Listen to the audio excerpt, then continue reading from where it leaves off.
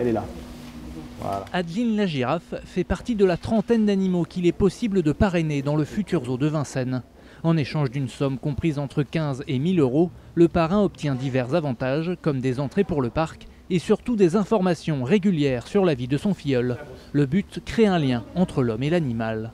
Ça va permettre aux personnes qui ne connaissent pas trop ces animaux du coup, de se pencher un peu plus sur la question. Ça va permettre aussi à nous de savoir qu'on n'est pas les seuls, en plus du public, à être vraiment très investis auprès de ces animaux. Et puis aussi, c'est important pour la conservation. Car les sommes récoltées serviront aussi à financer la protection de ces différentes espèces dans le monde, qu'elles soient sauvages ou en captivité, comme Aramis le jaguar. Le nouveau zoo de Vincennes mettra d'ailleurs l'accent sur la biodiversité, en regroupant les animaux en fonction de leur milieu d'origine.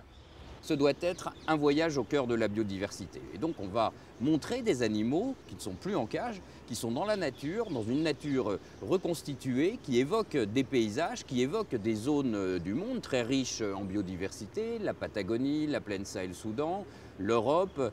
Une biodiversité qu'il sera possible d'admirer en avril prochain lors de la réouverture du zoo de Vincennes. Il devrait compter 180 espèces et plus d'1 millier d'animaux.